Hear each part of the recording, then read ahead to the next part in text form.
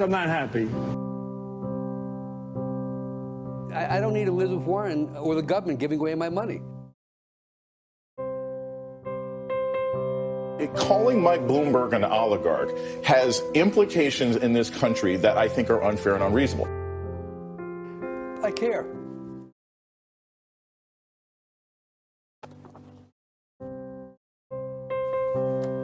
That's it.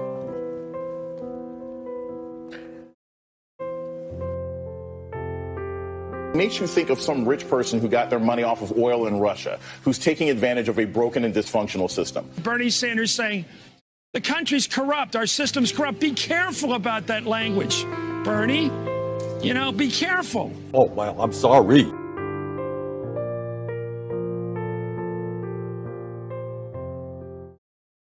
Now witness the firepower of this fully armed and operational battle station. Stop with the questions. Celebrate.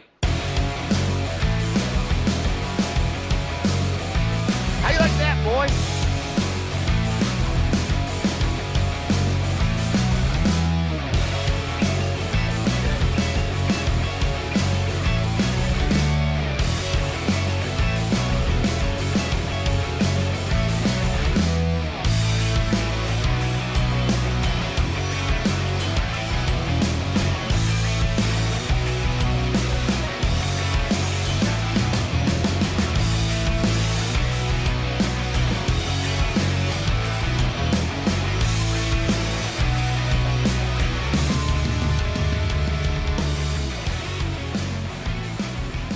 Everybody, it's Friday. Welcome to the show. Around the nation, right here, Waldorf Nation. So, happy Friday, everybody. Got a hell of a show for you today. So, we're of course going to talk about the big news.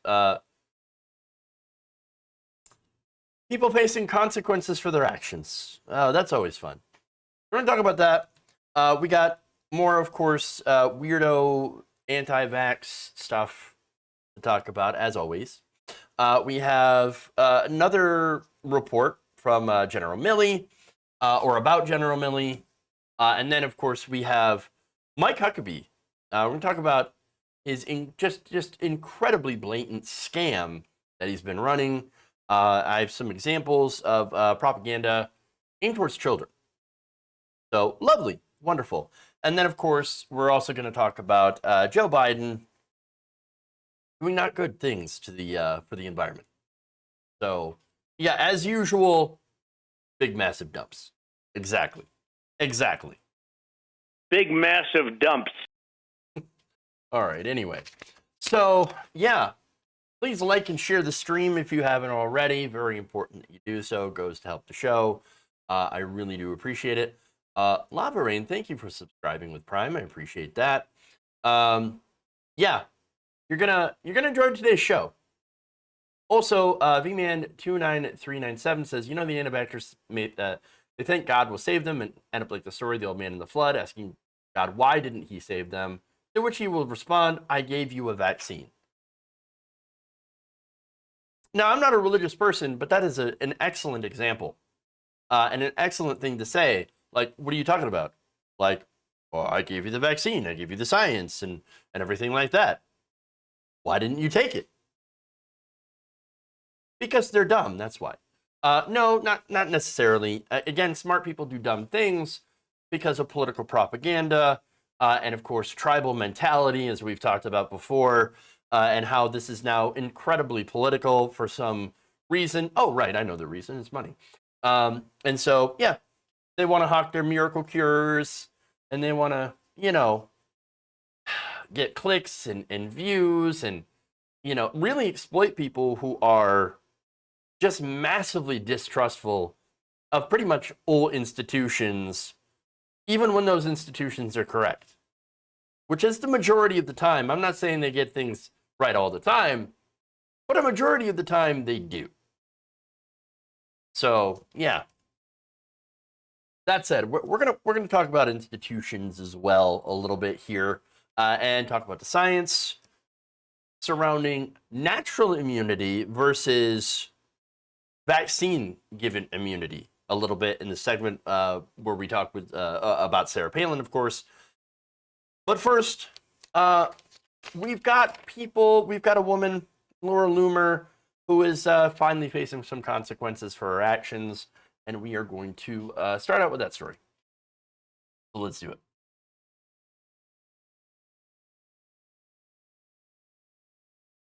I have a feeling that I'm going to get pretty mean. So earlier today, news came out that far-right conspiracy theorist and altogether terrible person, Laura Loomer, tested positive for COVID-19. To which I say, oh no! Oh no, if there had only been a way to avoid this! Like a free vaccine! Weird! All right, so now she says, she reports that she's been experiencing some pretty awful symptoms that left her feeling like she, quote, got hit by a bus. Now, how ironic that yesterday I made a nice analogy when I was talking about the Nicki Minaj story about COVID-19 being the bus, right? So you don't want to get hit by the bus being COVID-19. Well, here we go. Today, ironically, the bus. She has been hit by the bus. So now in a post on Gitter,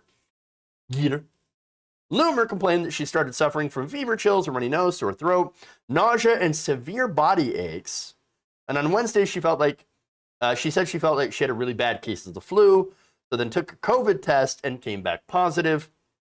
She added, I did not take the COVID-19 vaccine, which you, again, should have taken beforehand. It's not a cure, it is protection. But she said, I don't plan on ever taking it because it is unsafe and ineffective. She also apparently started a treatment of azithromycin, hydroxychloroquine. Oh, look, somebody's still taking that. Also, she's taking the Orthomune dietary supplement. I don't know what that is, but apparently, at least she's not. What is it? What's the new thing? Like snorting iodine or something? I don't know. So they're weird stuff. Weird stuff that they're doing. Okay. She also reportedly received the Regeneron antibody treatment used by Donald Trump. So now that actually is effective. That's the monoclonal antibody treatment. It was given to Donald Trump. It was also given to Joe Rogan. And of course, that's been shown to be pretty effective in those with COVID-19, treating it that have a high risk of complications. Now, earlier, the monoclonal antibody treatment, the Biden administration says, well, we're gonna buy up a bunch of doses, which did create a shortage. So the government bought this up in order to, of course, make sure that they're able to have doses to give to people who are severely ill. Okay? And so there's that. So, of course, Laura Loomer complains, oh my God, I can't believe they're limiting this. Well, you actually have to be have a pretty high risk in order to benefit the most from the monoclonal antibody treatments. So they're saving it for the worst cases, for the people who are off the worst, who could benefit the most from the medicine. So it makes sense, right?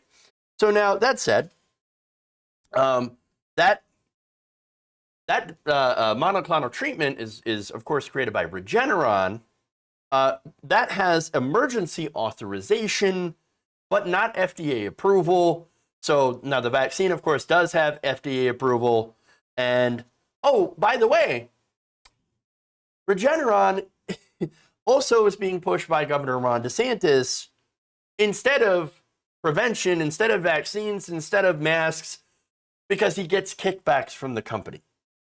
So, I mean, you know, there seems to be a bit of a conflict of interest there. Now, you might be asking, well, okay, wait a minute. What about the horsey paste? Is she not taking ivermectin? I thought that was the treatment du jour. Why is that not in her stable of treatments? Well, she asked the doctor to prescribe it, and they said, nay, will not get it. No, seriously, though, she was complaining on I think, Telegram, that, oh, I can't, why won't I can't find any doctors that will prescribe me for ivermectin? Well, that's because it's not been shown to work against COVID-19. Why is she horsing around here? No, okay, again, I know, it's not good to make jokes. Very, very mean-spirited, I know. Hey, this is a human being. She is suffering. Why are you having fun? Why are you laughing? Well, for one, I'm not having fun. This is not fun for me, seeing people suffer the consequences of their actions. What this is to illustrate how stupidity gets you hurt and could get you killed, okay? And so the thing is, as I mentioned, or may not have mentioned, but I will now, this was her wish. She actually asked for this. She asked for this. In fact, I got a post here that she posted on in Parler back on December 2020. Here I have that. Oh, would you look at that, Laura Loomer? I hope I get COVID just so I can prove to people I've had bouts of food poisoning that are more serious and life-threatening than a hyped-up virus. Have you ever eaten bad fajitas? That will kill you faster than COVID.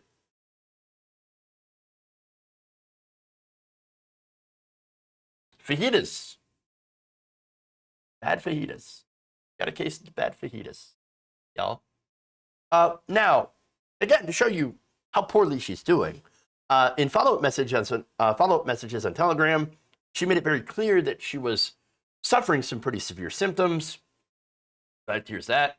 Just pray for me, please. Thoughts and prayers, everybody. Thoughts and prayers. Can't even begin to explain how brutal the body aches and nausea that come with COVID are. I am in so much pain. This is honestly the worst part about it. Now, look, again, if you're wondering why I'm being unbelievably cruel, since this is another human being, it's not because, again, I don't care for another human being's safety, right? That sucks. She's a person. She's a human being. She's in pain. And there is a part of me that absolutely does feel for her. I get it. And there's a part of me that says, well, I hope she gets better and hope she feels better, etc. But at the same time, understand that I've kind of run out of empathy as well towards lunatics. And so I understand as well that having that empathy towards lunatics is not going to get us out of this pandemic, okay? We're coddling the lunatics, the crazies, too much. We are feeling too much for them. At some point, think of a toxic relationship, okay, where you care about this person that continues to not only treat themselves, but also everyone around them incredibly poorly, very, very badly. That's the situation we're in. At some point, you got to cut ties. At some point, you got to cut off the feelings. You have to cut that person off, okay? And the anti-vaxxers, to me, they've gotten to that point. There's no more empathy there. You put up a wall and say, okay, that's it. You want this? You wanted the consequences? This is what you wanted to do? You wanted to fuck around? Well, now you're going to find out. All right? That's it. That's it. Again, she fucked around. She's finding out. And so it's really hard for me to express sympathy for someone who even now that she's sick, is still spreading harmful disinformation. According to the Daily Beast, who wrote this article, she had posted more vaccine conspiracy theories, writing that the government, quote, doesn't really want you to know what it does, the vaccine. Why would the government want to hide anything about the vaccine? Honestly, that's an honest question, right? The number one goal of the Biden administration is to get control of the pandemic. Why? It's not actually because they care about you. It's not actually because of altruism. No, it's so that corporations and people can get back to work. That's it. And the government. And so the government can also stop spending money on social programs, on expensive COVID treatments, and, as well as stimulus payments, and can return to that pre-COVID status quo. Okay? So that's the thing. It turns out it's actually really expensive to continue spending money on all of this COVID stuff. You think Biden wants to deal with this still? No, of course, nobody does. No president would. This is the nightmare politically, as well as from a humanitarian standpoint. And so what they want to do, though, the administration wants to do easy things. They want to get some easy wins. All right. They want to have high approval. They want to create a legacy, right? As a great president. Look at that. Oh, wow. What a great president Joe Biden was. Oh, wow. Look at that. The thing is that COVID-19, for one, COVID sunk Donald Trump. His response to it was disastrous. And now Biden is also getting his ass kicked politically as a result of the Delta variant. Now, of course, what's driving the Delta variant is Republican games. Republican games from people like Ron DeSantis, who again gets personal kickbacks from Regeneron, and of course is in these political fights. You have all these different politicians in these areas that are getting into political fights with members of the far right that basically they've gone into a dumb-off. Honestly, who can be the dumbest? Who can be the most anti-science? Who can be the most anti-vax, anti-mask? Larry Elder ran a campaign of saying, we're gonna get rid of all the mandates. We're gonna get rid of the mask mandates in California. And so that's what's popular on the right wing. It turns out, well, I should say on the fringe right wing, and fortunately for the rest of us, it is not popular, and we are not going in that direction. But understand that these political games and these anti-vaxxers have stretched this on for so long in an effort, a pretty cynical effort, I should say, to sabotage Joe Biden and the Democrats politically, despite the fact that, of course, we do have a safe and effective vaccine that actually can beat the virus and get us all back to some semblance of normal and avoid all of this incredibly unnecessary suffering that's going on. And as I mentioned earlier, the cost, right? Kaiser Family Foundation approximated that 84% of hospitalizations for COVID-19 were preventable with vaccination. 84%, with roughly $20,000 per cost per hospitalization based on other data estimates. And most of that money happens to be either borne by insurance companies, which means higher premiums for you and I, for the people who are actually doing the right thing, or increased money coming from our tax money. Our tax money is going for this. And so instead of going to other things, it's a total of about $5.8 billion on hospitalizations for the unvaccinated. They are costing us time. They are costing us money. They are costing us freedom, because now we have to go back and now we have to do the masks again. And we still have to, of course, go back to work, and we're not getting any more stimulus, which we should. And we're not going to shut down again, which we probably should. And so this situation, we continue to be we're continuing to pay the cost. The people who did the right thing are paying for the people who didn't. And it pisses me off. Just get the goddamn vaccine. And I'm going to say it. I'm going to go there. When and if she gets better, okay, she's going to do this. She's going to pull Joe Rogan. She's going to say, oh, look, see, it was this. In this case, it was the hydroxychloroquine. It was all these other things, except maybe for the Regeneron. And now look at me, I'm fine. See, you don't have to actually get the vaccine. No, you're going to be totally fine. Here we go. I wouldn't be surprised if she sent someone to the feed store to get herself some ivermectin, and then credits her miraculous recovery to horsey paste. Again, that's who these people are. That's exactly what they're doing. They don't learn. They don't admit that when they're wrong. They stubbornly hold on to their bullshit miracle cures, sometimes even to the death. And that's really the difference, right? When we're wrong, and we do get things wrong, we admit it. We come out and say, actually, no, we were wrong. Here's the factual information. This is the correction. They don't. They will go down with that ship.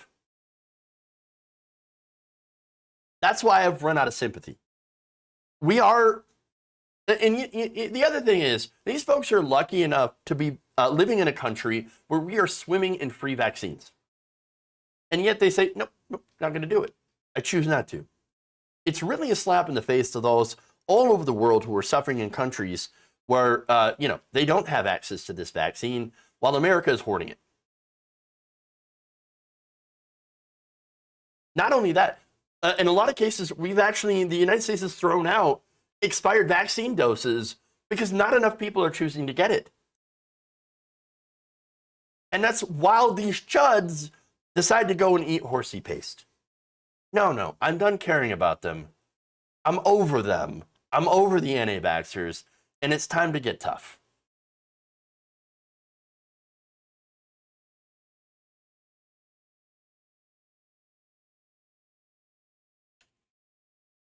Like, we need to launch a war on stupid. All right. Let's move on.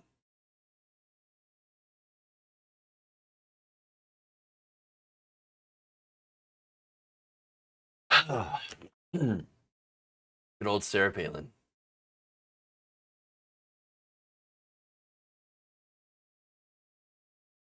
Former Alaska Governor Sarah Palin admits that she has not received the COVID-19 vaccine. That's very interesting.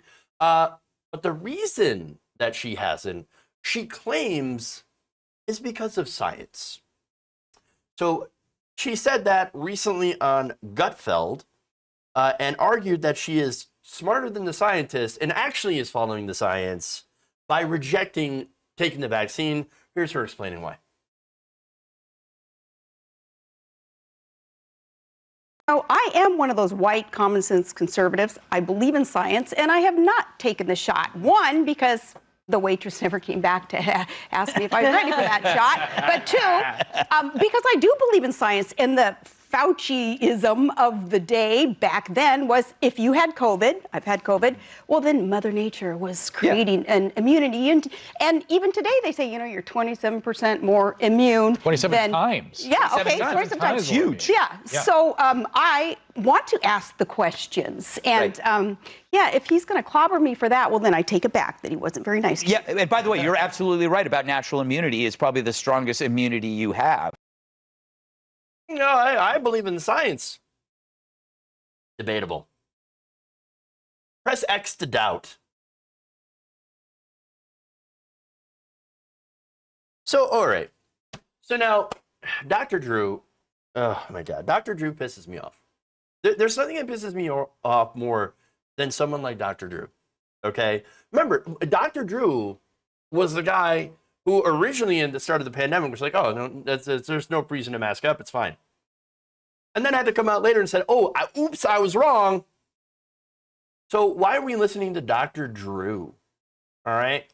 But the reason that I'm talking about him and not just Palin is because he backs this up and says, oh, yeah, the Israel study. All right, so let's get into the Israel study, okay? Now, if you're claiming, Gutfeld says this at the end, well, natural immunity is better. Well, so far, there are studies that suggest that that is the case. And so let me go through some of the details. Israeli researchers recently looked at thousands of medical records, and in one part of their study compared over 16,000 patients who were previously infected and never vaccinated against another 16,000 who had only received the Pfizer vaccine. They factored in age, gender, health, and when they were infected, were vaccinated. Now, they found, interestingly enough, that the vaccinated group did not report any prior infection, was much more at risk of catching COVID-19 later than on those who had previously been infected but not vaccinated. They found a 13-fold higher risk of breakthrough infection compared to reinfection. Now, that's interesting. So again, this is an August 25th study that came out of Israel and concluded that the study demonstrated that natural immunity confers longer lasting and stronger protection against infection. So now, there are some points here to remember. For one, this study was released immediately. It has not been peer-reviewed. It still needs to be peer-reviewed, but even so, hold on, before I get to that. Researchers also might have missed a number of asymptomatic infections because those people would have less reason to be tested, and that's, of course, one of the reasons why this study, again, you need to look at it a little bit closer and do peer review and things like that. So now, there was also no control for social distancing and mask-wearing habits that would have affected the risk of infection. Not only that, but there is an inherent weakness in doing these retrospective analysis compared to with a prospective study that regularly tests all participants as it tracked new infections, symptomatic infections, hospitalizations, and deaths going forward in time. So these are important things the study kind of leaves out and are very important about getting a clear picture on how effective natural immunity is. So now, Natalie Dean, a biostatistician at Emory University, says in the study, quote, "The biggest limitation is that testing for SARS-CoV-2 infection is still voluntary. It's not part of the study design. Comparisons could be confounded if, for example, previously infected people who developed mild symptoms were less likely to get tested than vaccinated people, perhaps because they believed that they were immune." So now that said, there are some positive aspects of the study that another study also pointed out, and this is from Rockefeller University. And they say, well, some of the stuff in the Israeli study were also seen. So now, the researchers didn't look at the antibodies themselves, but actually things called memory B cells. So now, memory B cells, so okay, the way that the vaccine works is that you get the vaccine, right? And and it gives you antibodies, right? Your antibodies fight off the spike protein, and therefore, this is very super, super like simple, how it kind of works. The immunity given by the vaccine, the antibodies given by created by your body through the vaccine, fight off the infection, the spike protein, etc., and then they start to fade away. Okay, so now after the initial antibody response fades, the memory B cells hold on to the blueprint of the virus so that later on they can create antibodies. So if they see COVID-19 in the body later on, they can create those stronger antibodies in order to take on and destroy the virus. So now the Rockefeller team found that the memory B cells produced through natural infection ended up being more robust than those conferred by the vaccine. And they actually also evolve over the months, while the vaccination-driven memory B cells stopped changing after about 2 months. So that's interesting. And so when you look at the problem of variants, right? Well, when it comes to the variants, things like Delta and Mu and all that, they found that the naturally occurring memory B cells actually delivered better protection, which is why right now, as a result of the Delta variant, the efficacy of the vaccine has been slightly reduced. So now, because the vaccine was originally developed for the original strain, even though the vaccine is still very, very effective in working against the Delta variant. So that means it's still incredibly important to get vaccinated, especially if you want to prevent more variants. Because again, what this is about, this mass vaccination push and the push for mass mandates, is really about trying to keep people out of the hospital system. And why is that? Well, I mean, I guess there's several different reasons. For one, of course, you don't want people clogging up the hospital, or, and preventing other people from going in and being able to, get treatment. There are people that are being turned away at several hospitals, rationing of care. Oh my God, rationing of care. The thing that they warned us would happen under socialism is actually happening under capitalism. Weird. And it's a result of the same kind of people who hate socialism, ironically, that decide to not take the vaccine and clog up the hospitals.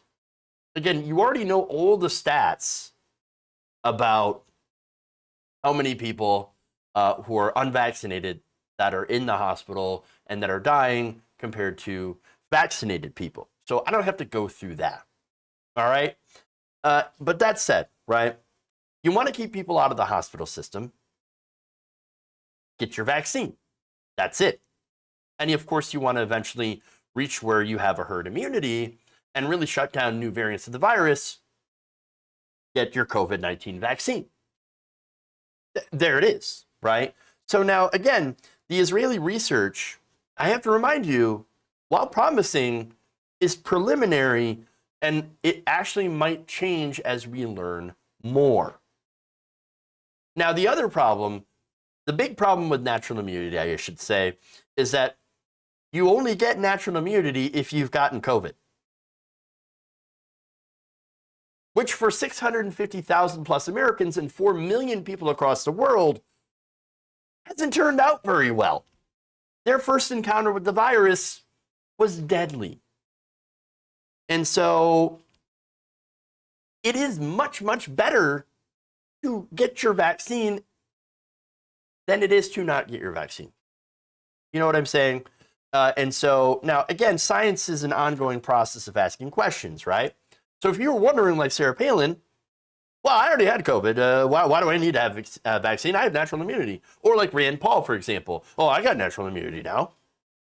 Well, again, natural immunity is actually far from perfect, just like vaccinations.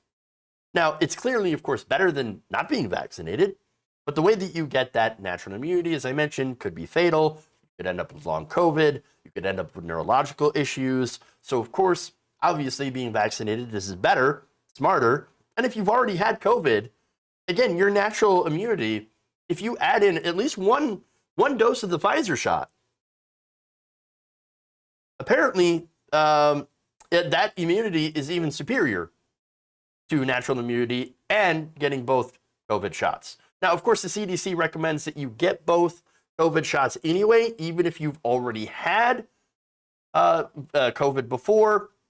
And so we'll go with the CDC recommendations. You know why? Because it's better to be safe. It's better to be safe than sorry.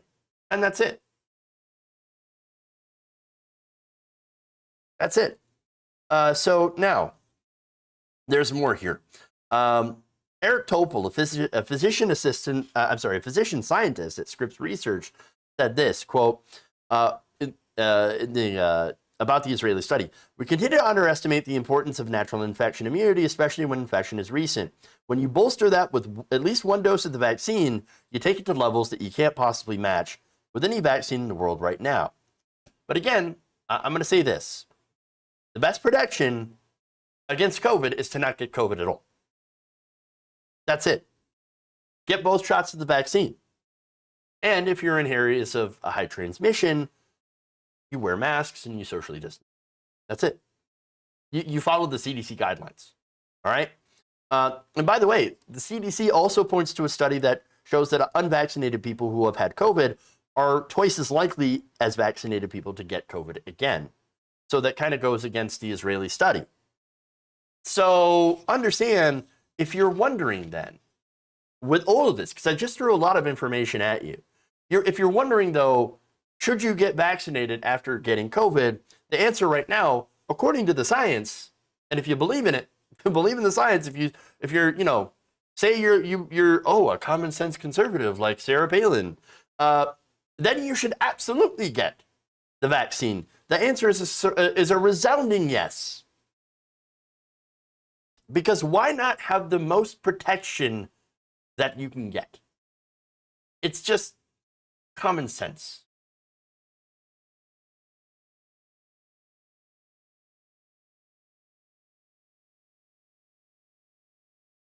Common sense is apparently not as common as you would think. Cool, I'm doubly protected. Didn't know that. Yeah. And no, it's true. True.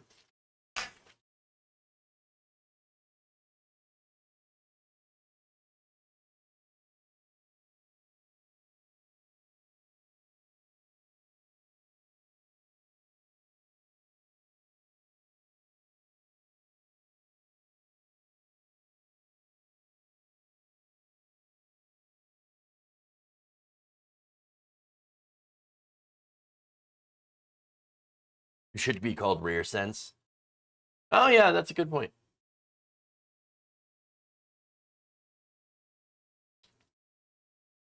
Let's go to General Mark Milley. General Mark Milley was pretty upset, former President Donald Trump, after the famous photo op at a church in Washington, D.C. So now this happened, of course, during the protest of the death of George Floyd. Milley, then Defense Secretary Mark Esper, then Attorney General William Barr, and several others were summoned to the White House on June 1st, 2020, and told to line up shortly after Trump gave a Rose Garden speech threatening to deploy U.S. troops to go after anti-racism protests across the country. So now imagine being so racist that you have to go and attack anti-racism protests, 97% of which were peaceful. Or I'm sorry, was that 93%? Yeah, it was 93% peaceful. So now, during that and their walk, police cleared that park by using tear gas and pepper balls on peaceful protesters. Trump was then later photographed holding up a Bible outside of St. John's Episcopal Church. Yes, it is the church gassing photo op. Now, Esper, so the people that were with Trump were like, wait, what is this? I thought we were having like something official. Oh no, it's just a photo op. When Esper realized that he was participating in it, he reported suddenly feeling sick, according to the Washington Post's Bob Woodward and Robert Costa in their book, Peril. The quote from the book, while they were walking to the church, Esper turned to Milley, the chairman of the Joint Chiefs of Staff, and was quoted saying, quote, "We've been duped.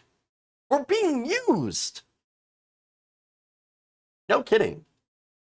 Milley is said to have agreed and turned to his chief of staff and said, "This is fucked up, and this is a political event, and I'm out of here. We're getting the fuck out of here. I'm fucking done with this shit." Truer words haven't been spoken. The longtime general also was ashamed of having been roped into a plainly political event and felt like he was looking into a personal abyss. Well, I mean, to be fair, a lot of us have said during the administration, myself at least, Trump is a black hole. And everything around him, as the case with all black holes, things around them get sucked in and eventually get destroyed. Unless, of course, you get out of that orbit immediately. And that's what Milley did. And by the way, Milley, okay, so Milley is now despised by the right wing. They hate him. They're so incredibly mad. They're literally calling him a traitor. So now there's more, right? So Milley was so plagued by the photo op that he considered resigning his position, according to Woodward and Costa. The general is also said to have asked former Secretary of State Colin Powell, who also previously served as Joint Chiefs Chairman, if he should resign. The response from Colin Powell was this, quote, "Fuck no. I told you never to take the job. You never should have taken the job. Trump's a fucking maniac." I really like I just really like the openness here, the honesty, right? That they're like, because you don't ever see these people talk like actual human beings and say the things that we all know to be true, but they knew it. They knew it was true. Now, that's even more damning because when you think about it, right, the people in that administration all thought about this. They all thought, this guy's crazy. This guy's insane. He's nuts. He's a moron. He's stupid. And yet, none of them, nobody in his orbit ever considered using, well, I shouldn't say ever considered, but they never used the 25th Amendment to get rid of him. So again, it's not because we have disagreements with policy and that's why we want to remove. No, it's because he's mental and he has some serious problems. He is a maniac. So again, all of this should have been obvious on day one. I think we all knew this. Now, Milley did, of course, apologize later on at a keynote speech at the National Defense University's 2020 graduation ceremony on June 11th, calling this photo op a quote-unquote mistake. He made the comments while advising graduates to, and the reason I'm reading this is because he should have taken his own advice, and I think he realizes that, always use a keen sense of situational awareness. Now, apparently, and the reason that I harp on that is because there were apparently so many people in the government and in the military and in the cabinet and mainstream media, by the way, that had no situational awareness with Trump whatsoever. It was only independent media that was looking at Trump and saying, this guy's crazy, this guy's insane. Like, why is he, like, what, like, are you seriously thinking that this person is going to be calm, sane, and rational at all? at all. Again, when Donald Trump started winning primaries, you know, again, independent media, we all realized, we already knew who he was when you look into his past, when you look at what he's done, when you look at just, when you even listen to him, right? We knew who we were. We knew who he was, all right? We knew who we were dealing with. But the mainstream media, for some reason, missed it. Now, of course, part of that had to do with the Pied Piper strategy employed by the media and the Democrats, Hillary Clinton, where they were like, well, let's just elevate this nut job and we'll win in a landslide. It didn't happen. and part of that, of course, is Hillary Clinton was so incredibly disliked and ran a pretty bad campaign. Look, I'm going to go on a limb and say she probably would have been an incredibly competent president, obviously. But terrible campaigner, not a good politician at all. And so, honestly, like, and by the way, I mean competent as in, like, she would have been actually able to function. That said, I didn't agree with her policies. I think they were too right-wing, too centrist, etc. But that's not anything to do with her mental state. Whereas Trump, mental, absolutely mental. And that's the problem. But again, they use this entire, you know, they use this Pied Piper strategy. This guy's crazy. That's okay. He'll lose. He'll sink everything. And no, he won. And now the entire Republican Party has sunk into Trumpism. Insanity. Absolute insanity. And so now the media, another mistake that they made is when he won, they thought, okay, well, this guy was obviously just being crazy to appeal to the base because the base is crazy. And we're used to politicians who are fake and say outrageous things when they campaign, and then they moderate, so-called moderate when they take office. But that was not Donald Trump. That was not Donald Trump. Anybody who knew Trump knew that wasn't going to happen. And again, it's amazing how they took him by surprise, or how he took them by surprise, took everyone by surprise. And that really kind of shows you how fucked up our system is, that they didn't realize that this guy was a disaster. Now, that said, right, thankfully, Milley didn't resign. Why? Well, because through his actions, he might have actually avoided a disastrous war with China that nobody would have ever needed. And regardless of what you think about his decision and possibly breaking protocol to do that, I have no doubt that he actually did it for the right reasons. And perhaps maybe that was his way of actually trying to atone for that photo op debacle. Maybe.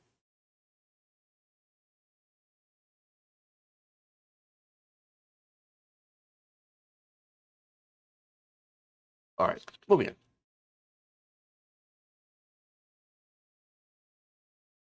Saying things in campaigns and not following through. I think I've heard about reports like this in the 1920s. Yeah, right? Again, it's a staple in politics. And that's why they all assumed that Donald Trump wasn't actually going to try to build a wall. Oops. Oh, yeah. Or try to ban Muslims. Or do all the insane stuff. It was those assumptions that he was just trying to pander, because Republicans is all they do. And again, Democrats also pander, but they actually pander and say that they're actually going to do good things and positive things, which they never do. Very, very rarely that they actually do the real things that they campaign on. I mean, do we have a public option or even working on a public option? No, absolutely not. The Biden administration is still, well, at least up until yesterday when a federal judge actually put a block on that, the Biden administration was using Trump's Title 42 to deport immigrants under the guise of COVID-19. And so, thankfully, a federal judge did put a stop to that. But the Biden administration is like, no, we want to keep deporting people. But anyway, that's another story for another time. Let's move on.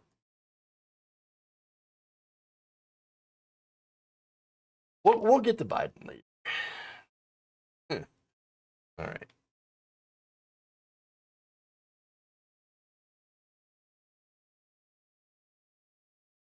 Former Alaska governor.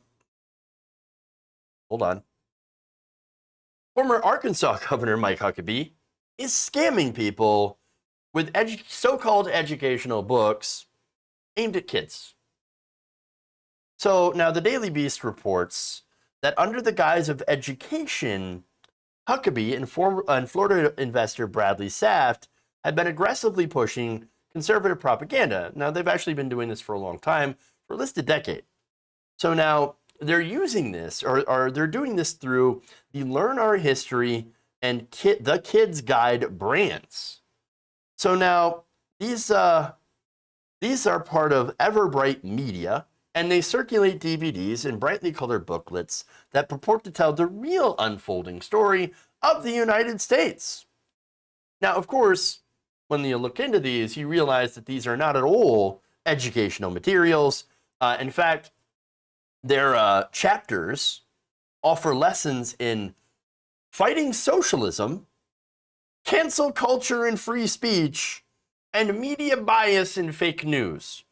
Among other things, of course, like, for example, calling all immigrants terrible and terrorists that want to hurt your family. So, yeah.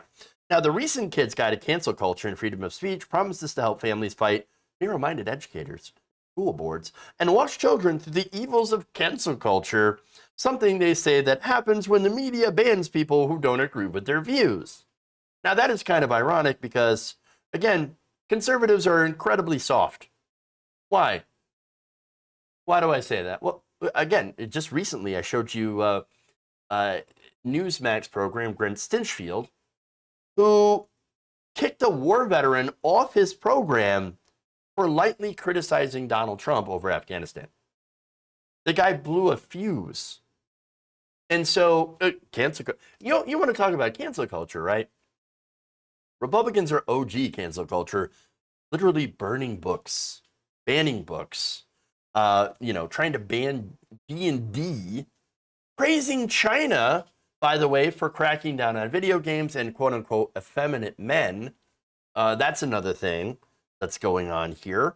And so, OGs of cancel culture, they're so soft, they're so weak, they love their safe spaces.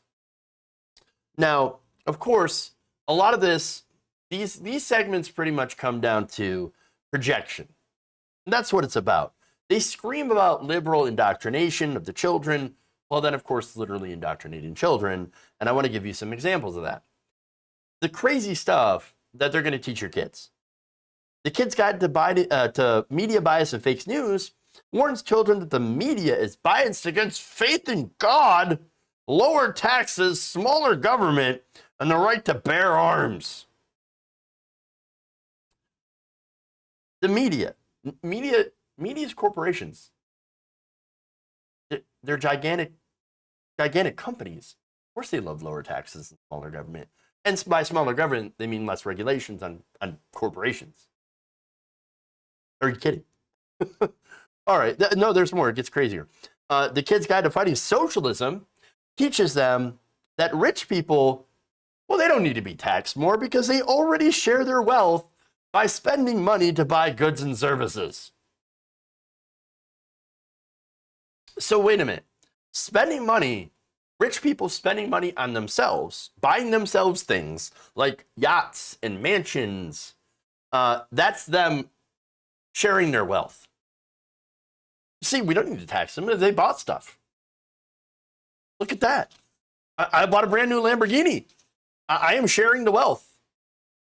Well, if that's the case, why don't you share the wealth by letting me borrow your car? Well, what are you, a communist? You can't borrow my car. It's mine.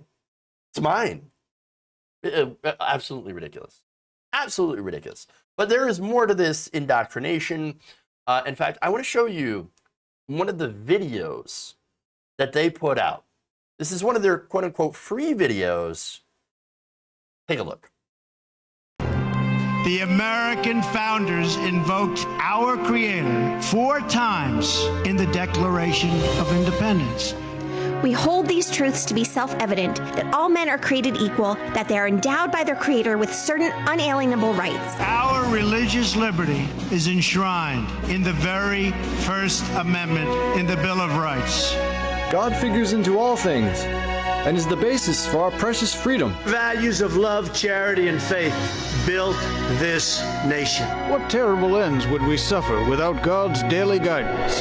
But our media culture often mocks and demeans people of faith. The truth is that God and religion had very little impact on the formation of America and even less on what the country has become. Our nation today is divided. It will be our faith in God, in His teachings, in each other, that will lead us back to unity.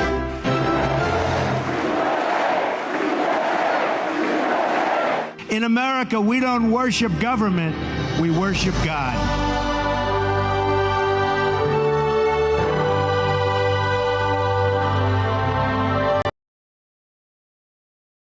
That is the most cringy shit I've ever watched. Wow. There's so much in there. Absolutely horrible. So again, the graphics are terrible, obviously. The animation is just dog shit. And of course, can't talk about dog shit unless you involve Donald Trump. So big, massive dumps. Absolutely, absolutely terrible. But again, you look at it, this is propaganda that is towards kids, children. And wow, they're really, really pushing that religion. It's ironic because, you know, we have a country that is secular, that is built on a separation between church and state. And by the way, there's a reason for that. For one, of course, you don't want government in control of the church. That would be terrible. You also don't want the church in control of the government, because that's fundamentalism. That's what Iran does. So, but these fundamentalists, they want to put their own Christian mullahs in to run the country. Fundamentalism. And of course, by the way, the other thing that was funny is that they talked about unity, right? And they showed a Confederate. I'm sorry, I don't want unity with Confederates. I mean, seriously, the Confederates literally attacked America. Why are we talking about unity? Total blatant propaganda. And by the way, this is so bad that even conservatives hate this. In fact, the Daily Beast quotes Laura Klinger, who had picked up a Christopher Columbus DVD at a homeschooling convention back in 2013. She told the Daily Beast that she is, quote, in shock that this company is still in business. The first thing that struck me was how crappy the graphics are. They were just trying too hard to relate to kids, said the mother of 5 in Cato, New York. I didn't agree even with the history that they were trying to teach. She said the way it was skewed, I remember wondering, is that even true? No, it's not. You might want to trust your gut on that one. I mean, look, when a bullshit detector on a conservative Christian goes off on this kind of stuff, that's how you know they've gone too far. So now there's another one. Mandy Jones of Albany, Wisconsin, got a free pamphlet for her 8-year-old daughter. When she flipped through the copy of the kid's guide, Birth of the Revolution, for the very first time, she was actually shocked at how openly biased it was. Whoa. Now I wish I would have read it before I would have given it to her, because I didn't know that it was so political, said Jones, who described herself as very Republican, but still found the approach distasteful. You know what else parents found distasteful about this entire thing? As I mentioned, free pamphlet. Turns out that same person, Jones, ended up with a $20 credit card charge on her credit card for a recurring subscription to this blatant propaganda. Yeah. So, and again, that goes to the scam part of it. Turns out for years, parents who've signed up to receive this material, this supposedly free material from Learn Our History and the Kids Guide, have actually complained about surprise recurring monthly bills. BuzzFeed, HuffPost, and the Arkansas Times have also taken them to task for scamming these parents. By the way, these are people who are, this is his audience. These are conservatives that he is scamming. They ain't scamming no libs.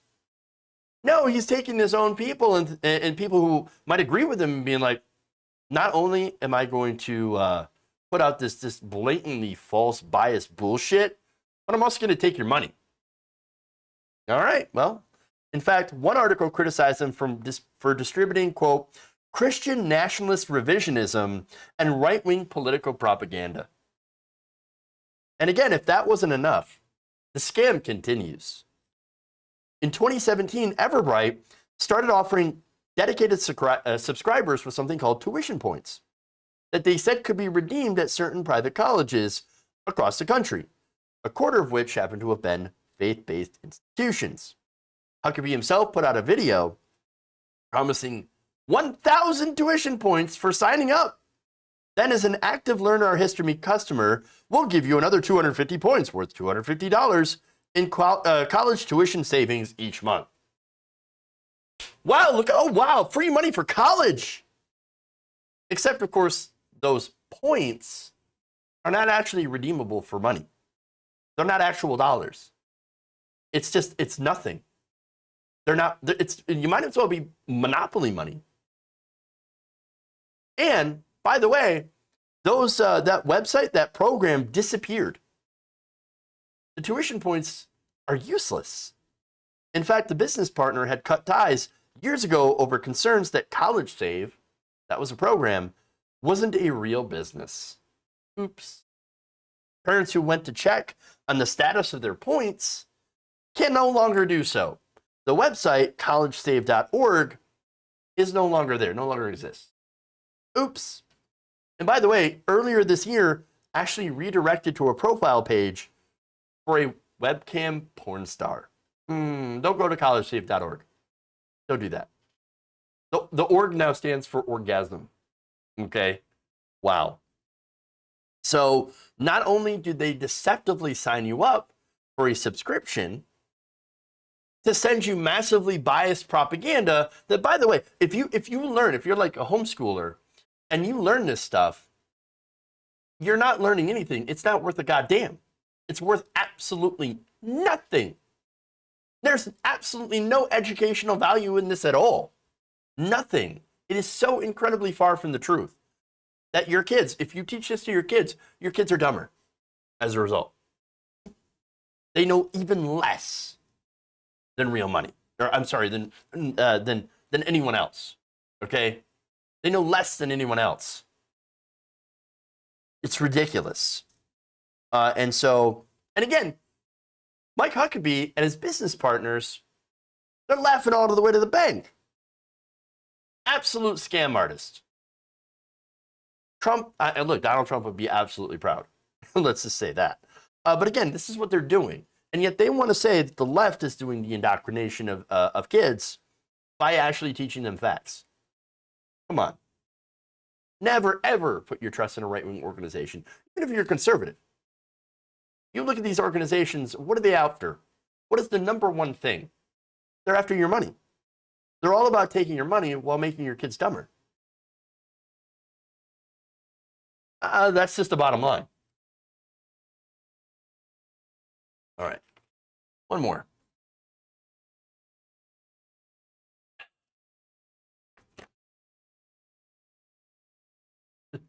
Well, ivermectin, your swollen balls. Jeez. Y'all. Wow. All right. One more story. It's pretty serious, too.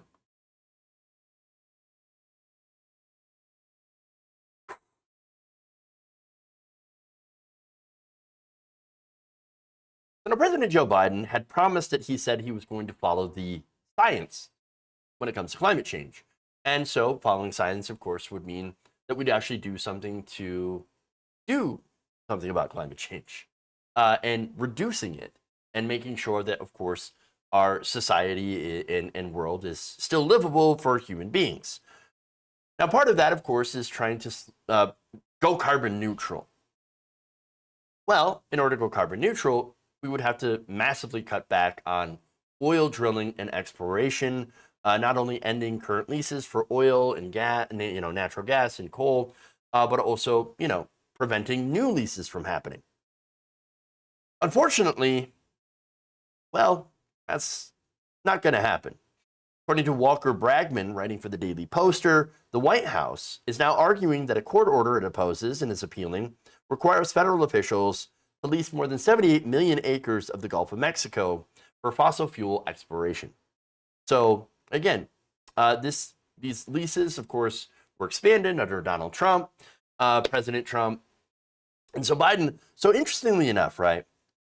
So before I get into the details of what's going on, the Biden administration says, well, we don't want you to develop on these lands. We're going to try to stop that, or develop in the ocean for oil exploration. But we can't do anything about it. Now, environmental groups are saying, no, that's actually not true. Federal law actually gives the administration broad discretion over whether or not to hold such sales or leases.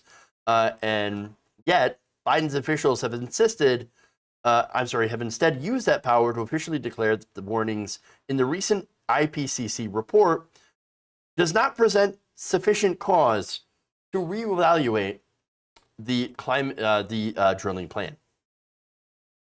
So now, the article, let me read from that.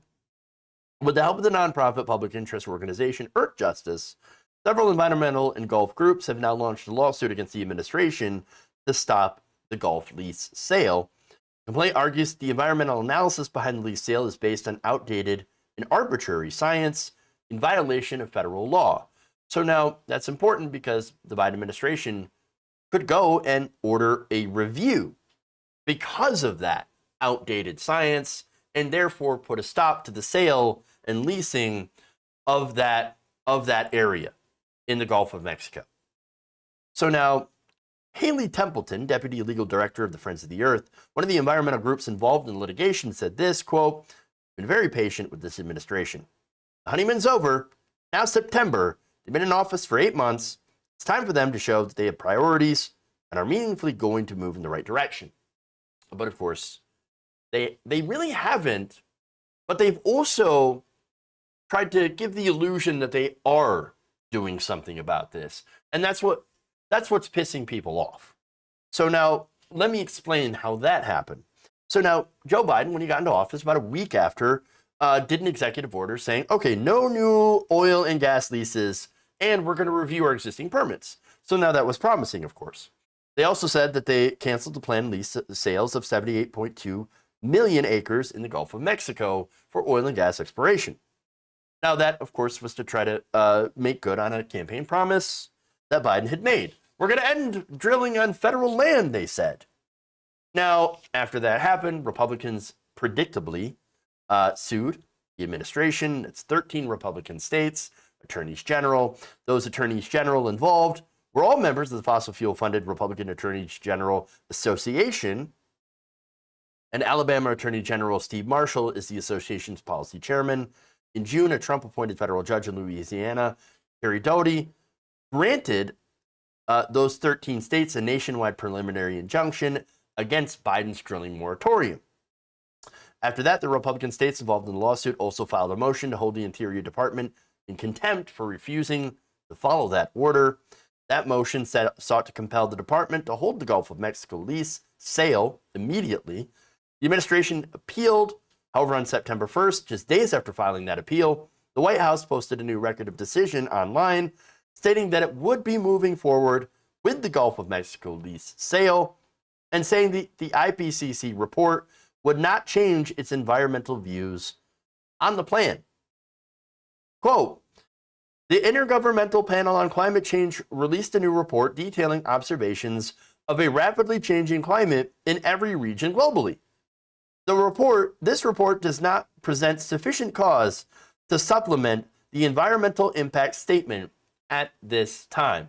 That statement from the Trump administration that found there will be no impact on the climate if we do this oil and gas exploration, this massive sale of all of these acres to these private firms to go and look and drill for oil.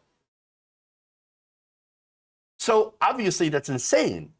We know from the IPCC report that any more carbon and methane put into the atmosphere, whether it be from drilling or from burning these fossil fuels will add to the already disastrous future and present that we have. And so, we should not be doing more oil and gas exploration. And if Biden wanted to stop this, says Templeton, why not seek a stay to allow the pause while waiting for the appeal, to prevent them from doing the sales until we have a new review? Now, the hope is that when you do a new review, you'll find, based on the IPCC report, that any new oil and gas exploration will be too detrimental to the climate to allow these sales to happen. And so therefore, sorry, you are barred. You are not going to get these new leases. Sad day for you, oil companies. Now, Brittany Hardy, a senior attorney at Earth Justice, says that even without such a stay, the federal law grants the government discretion over whether or not to hold these lease sales. That is despite the lawsuits from these 13 Republican governors. According to Hardy, the environmental impact statement required for the Gulf lease sale is out of date because it was completed years ago, before recent advances in attribution science that more closely linked human activity and the extreme effects of climate change. I mean, the IPCC report directly said it is humans that are driving climate change. It is human activity that is driving the extreme heat that we are seeing now and the extreme weather events. And so therefore, whatever calculation was used to do that previous thing under the Trump administration is invalid. It just doesn't match the science. Now, again, Biden said, oh, well, we're going to follow the science. We're going to follow the science on COVID. We're going to follow the science on climate change. Well, then why not push back? Why not actually use your authority to stop this and actually follow the science? And he's not. Templeton says the decisions by the administration that the dire new IPCC report does not represent sufficient cause to conduct a new environmental analysis. Doesn't even make sense. Well, why rely on 5-year-old environmental analysis to continue this permitting when the law is clear? Got to have updated analysis and rely on the best available science. We've had science since 2016 showing that climate change is worse than ever, and our timeline is not a long one to reverse course. So now let me get to the politics of this, right? So look, there's a pattern with Joe Biden of course, choosing corporate interests over everything else. But interestingly enough, so what he does, and again, this is going to the both, like the try to pandering to the both sides of this thing. So he'll do some things like the moratorium that look promising or even good. And we're like, hey, great. We want to give him credit, right? Because we want good things and we want to avoid doing bad things. All right. That's very, very simple. So now what happens? Well, it either expires, the things that he does, or a judge from the Trump administration blocks it. And then what happens? Well, Biden just throws up his hands. What can I do? Oh, we got blocked. Well, the Senate parliamentarian, what are you going to do? I mean, they wouldn't allow us to put, they wouldn't allow the Senate to, put $15 minimum wage. What are you going to do? And the rest of the Democrats, same thing. Throw up their hands, give up.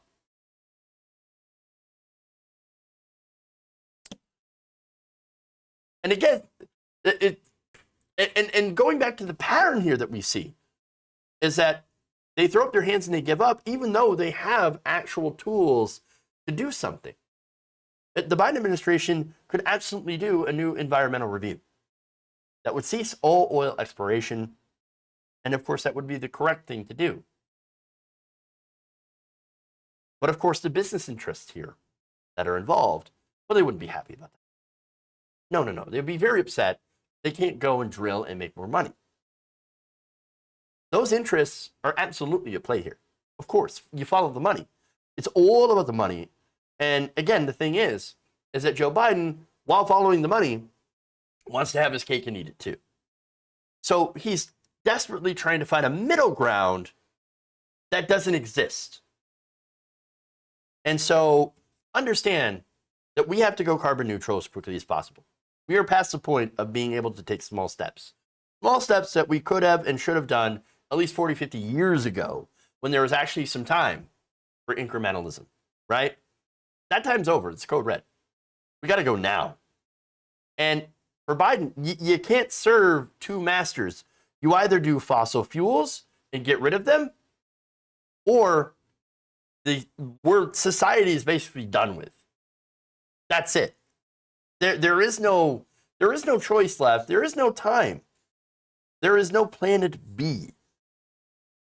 And look, the reason that this is important, so important, to stop drilling on federal lands, they're actually responsible. They're responsible and account for about a quarter of all U.S. carbon emissions.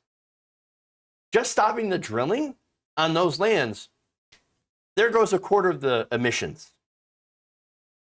And the rest, of course, look, 100 corporations are responsible for 70% of all emissions. And of course, no doubt, the oil and gas and coal industry is a part of that. But when you expand it to look at all these corporations, again, 100% responsible for 70% of emissions, and government is the only entity that can actually do something about that. This is not something that individuals can do to much effect. And if you're, you could bike to work. You can use like plastic. Stop using plastic straws. You can turn your fan off, your air conditioner, all that, sure, but it's a drop in the ocean. The ocean right now is boiling. Now, if you're going to ask about, well, what can we do about other countries? Well, the thing is, we ourselves can't do anything about other countries, but we can do something about our own house. What we need is strong government action. And by the way, if we had international cooperation, it'd be even better. The fact that we don't is not a reason to not do those things here. And so understand that, like, we have to do all that we can and then try to do everything we can to put pressure on the other countries as well to follow our lead. Because really, it starts at home. Setting a good example and showing that you can absolutely have an incredibly strong economy. Look at the Green New Deal, for example, which would, create hundreds of thousands of, great paying jobs and completely revolutionize our country in a sustainable way. It can absolutely be done. And so, again, we have to have strong government action to do that. Now, unfortunately, there's the big problem of money. It's the literal elephant in the room, okay? And most people in our government right now are unfortunately either too corrupted by the money or they're too powerless to stop the majority who take the money from fossil fuels. And so that is something that we have to continue to combat as vigorously as possible, because as I said before, we're running out of time.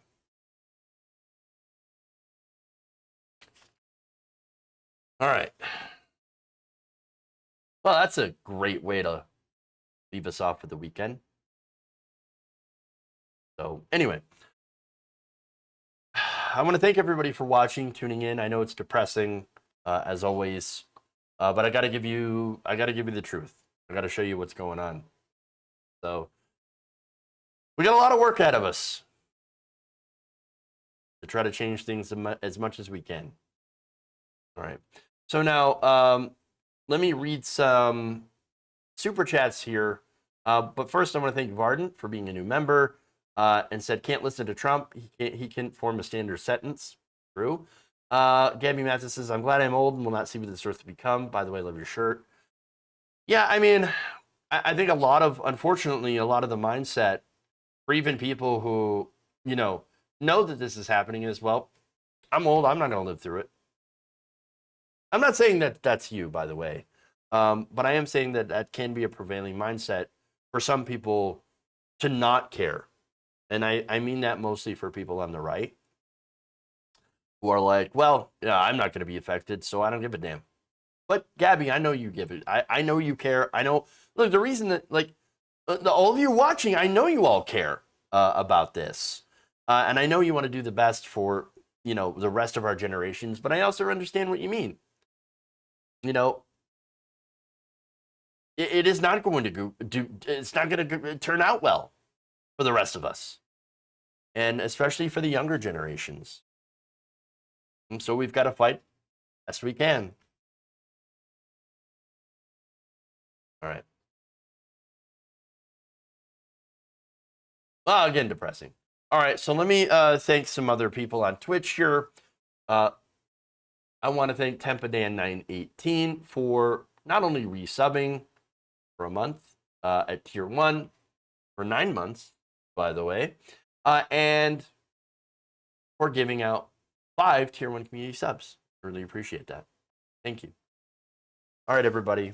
Please like and share the stream, like our videos, share them as much as you can. I appreciate it. Thank you. We're going to raid into somebody new today. Oh, apparently they're not on, so let me look real quick. Could be. All right. Like I said, raiding into somebody new for something a little bit different. Okay.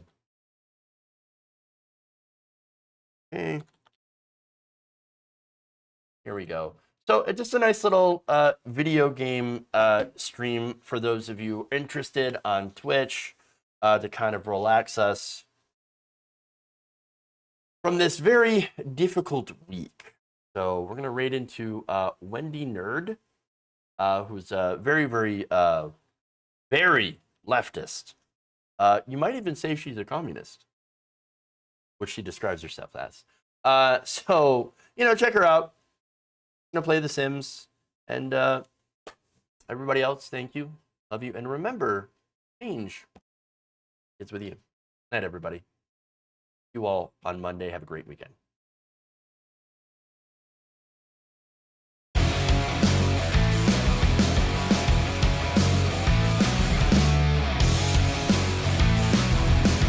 then they say, start out to become. Let me do it.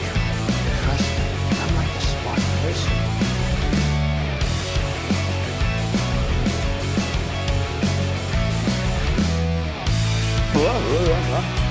Who's got a hammer?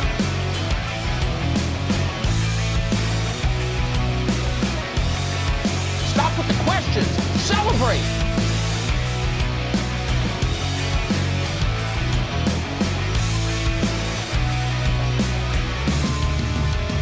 Please clap. They're kicking me out the door. They're kicking me out the door.